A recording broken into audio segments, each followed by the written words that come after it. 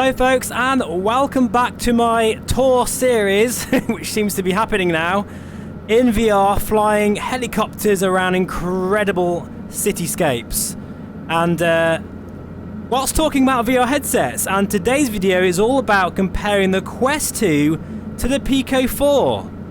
Because again, I think that's a really important comparison to make, as I know many of you on the channel still rock the Quest 2. So how does it compare against the Pico 4? Now, this is an interesting one because they both technically aren't really made for what I'm doing right now. That's not their prime focus. Prime focus is PC VR. You know, they're mainly standalone. And what that means is both headsets do not have a DisplayPort connection.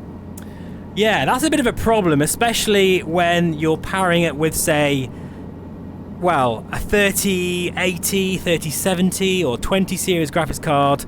The encoding that needs to be done is quite taxing and you will get compression. Even with a 4090, which I'm using today for this video, it's still not going to be as clear as a native PC VR headset like the Reverb G2. Of course not. So really, both headsets, they're a compromise for PC VR. So with that out the way, which is kind of obvious, but I think it does need highlighting, let's now talk about the comparisons between the two headsets before I give you my conclusion.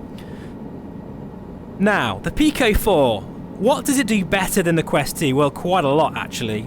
The first one being, it's cheaper. It actually is a cheaper headset, especially if you think about the fact that when you buy your Quest 2, which is now a lot dearer, it's about £350, £400, you have to mod the heck out of it. And that's including getting a new head strap, okay? Which you don't need with the Pico 4. It comes with a really nice head strap, which is better balanced with the battery on the back. So you don't really need to do anything to this headset, and it works out of the box. I will say though that the facial interface is quite hard when you first get it, but mine it's kind of like loosened up a bit, and I don't wear it very tight on my head anyway because I'm sat down. Also, it has colour pass-through. That might not be something that is a massive deal for you, but I must admit, once you get used to that sort of much higher clarity image when you're looking outside of your environment, say you're looking at your yoke or you want to check your phone or, you know, whatever it might be, it's definitely more of a high quality image that you get used to very quickly. Look at this here. Absolutely beautiful. Now, what else does it do better? Well, I think the big deal here, the obvious thing, is it looks way better than the Quest 2, and that's the most important factor here for us flight simmers.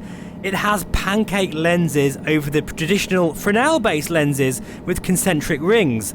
That means you get less God rays, but you also get a humongous sweet spot, like the entire, well not the entire, but 75% of the image in the Pico is clear because it has clear lenses.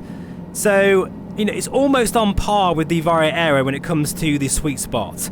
That is a massive deal, and that alone makes it better than the Quest 2 for flight simming and any PC VR sort of application.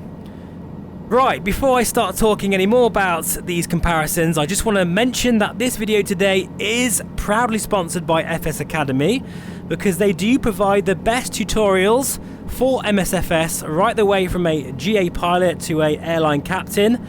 All of their tutorials are bespoke and from real-world instructors, so I would urge you to check them out in the description below, because even if you try one of their packages, like say VFR training or VOR navigation, I think you'll really enjoy it, because the way that they're presented is like the pilot is right there beside you. So please do check them out, and it's why they are sponsoring today's video. Sorry to interrupt the video, but this is Future Steve here, and I'm just editing the video right now, and I totally forgot about something really important about the Pico 4. It has active cooling technology, which means that you are going to be really nice and cool with that brush of nice cold air that goes over your face ever so gently. It doesn't like dry your eyes out or anything like that. And once you've experienced that in a headset, you know, the Reverb G2 and Quest 2 just feels really clammy. Even on a sort of cold day, you just miss that sort of fresh breeze It also helps with nausea as well, so that is something that is very important. I totally forgot to mention it. Anyway, back to the video. So what does the Quest 2 do better than the Pico 4? Well, I think the obvious thing is the fact that the Quest 2 has a better library of games. So if that's important to you, the standalone experience, of course, they're going to have some exclusive titles coming up over, say, you know, the next even year with GTA and Assassin's Creed, for instance. But, you know, this video is really about how things translate to flight simming. But I thought I'd mention that anyway. What else did it do better? Oh, God, not really that much. Perhaps the software is a bit better. You know, the way the UI sort of feels is a bit more polished, but again, that's not a massive deal breaker, to be honest. Look at this, wowzers. Maybe the colours are a little bit better than the Pico. They're perhaps a little bit more washed out. But I'm struggling, folks, to be honest. I don't really feel that the Quest 2 has much over the Pico 4. Yeah, I can't really think of anything. But please do let me know in the comments if you think of anything that the Quest 2 does better than the Pico 4, other than obviously the library and the fact that it's Meta and they own loads of gaming studios. Look at this scene right here. It's absolutely spectacular. My goodness me. So really, you know, for me personally, the Pico 4 absolutely wins hands down when it comes to the Quest 2.